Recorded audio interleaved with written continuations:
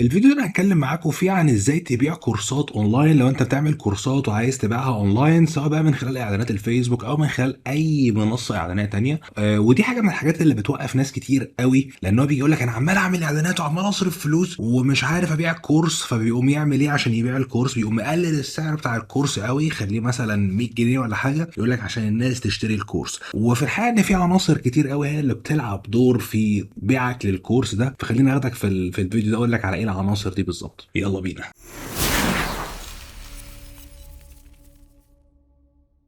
طيب خلينا نكون متفقين ان اكبر صعوبة بتواجه الناس لما بيجوا يبيعوا كورسات اونلاين هي ان في عندهم منافس شرس جدا هم مش واخدين بالهم منه. المنافس ده للاسف هو مجاني تماما. اكيد انتوا خمنتوا هو ايه دلوقتي، انتوا اصلا بتتفرجوا عليا من خلاله دلوقتي، اليوتيوب. فبالتالي لو انت بتبيع كورس، الكورس ده بيقدم معلومات فقط، انت بقى المنافس الاول ليك يا باشا هو جوجل واليوتيوب. ولو فلتت من الاثنين دول فهتلاقي حاجات مثلا ب 10 دولار ولا 7 دولار على يوديمي. فبالتالي انت لو دخلت في الحرب دي هتبقى حرب شرسه وانت هتندفن فيها بالحياه. وبالتالي هنا لما تيجي تفكر بقى في ان انت عايز تبيع كورس اونلاين، انت ما ينفعش تكون بتقدم معلومات وخلاص، على قد ما انت لازم تفكر يا ترى ايه النتيجه اللي انا عايز ابيعها او عايز العميل بتاعي يوصل لها، وايه كل الحاجات اللي انا اقدر اقدمها له بحيث اخدمه واخليه يوصل للنتيجه بتاعته بشكل اسرع. لو كان فعلا يقدر يلاقي كل حاجه على اليوتيوب، اصل انت لما تيجي تفكر فيها هتلاقي دلوقتي ما كل الناس، يعني لو جيت اقول لك مثلا عشان تخس ايه اللي انت محتاجه عشان تخس، هل يا ترى قله المعلومات هي اللي بتخليك ما تخسش؟ لا.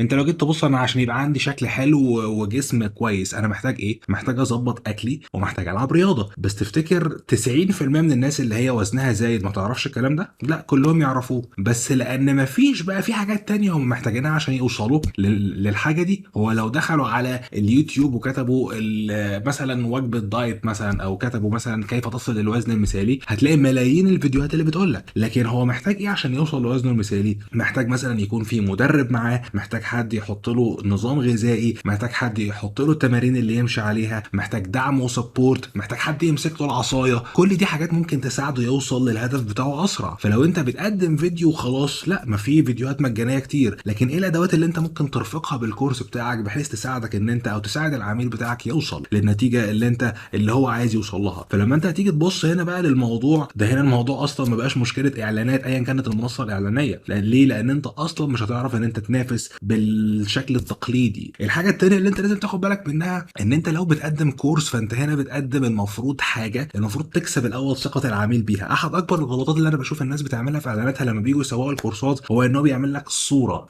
ايه يا عم؟ صوره ايه يا باشا؟ المفروض انت بتبني صله ما بينك وما بين العميل اللي انت عايز تبيع له الكورس بتاعك. فمنين هتبني علاقه هو اصلا ما يعرفش شكلك ولا شاف صوتك ولا شاف طريقه تدريسك؟ وبالتالي انت لازم يكون على الاقل خالص لما بتيجي تعمل اعلانات بتسوق فيها في الكورسات، حاول تطلع ارجوك بشكلك بصورتك، حاول تتكلم مع الناس، وضح لهم انت، اشرح لهم حاجه معينه، خليه اديهم فاليو، اديهم قيمه كبيره جدا في الاول بحيث الناس تقول اه ده شكله فاهم هو بيتكلم عن ايه. طب انا عايز فاليو اكبر، عايز قيمه اكبر من اللي هو اداها دي، فيجي ويبقى متحمس ان هو يشترك معاك في الكورس. احد اقوى الانظمه واحلى الاساليب اللي انا بفضل ان انت تبيع الكورسات بيها هي ان انت تبيع من خلال ويبينار او من خلال محاضره، ان انت تيجي تجيب الناس معاك في محاضره وتعلمهم شويه، وبعد كده تيجي تعرض عليهم الاوفر بتاعك بحيث الناس دي تشوفك بشكل عملي وانت بتشرح عامل ازاي، فتبقى انت بنيت ما بينك وما بينهم صله معينه، فتقدر انت تعرض عليهم الاوفر بعد كده. لو انت الموضوع ده بيوترك، لو انت مش عارف ان انت تطلع مع الناس لايف وتشرح لهم، ممكن تعمل فيديو مسجل عندك على موقع وتبعت الناس على الموقع يشوفوا المحاضره وبعد كده يشتركوا في الكورس. في طرق كتير جدا بس كلها متمحوره حوالين ان انت تبني صله وترابط ما بينك وما بين الناس اللي انت بتحاول تبيع لها كورس او بتحاول تبيع لها انفورميشن برودكت او منتج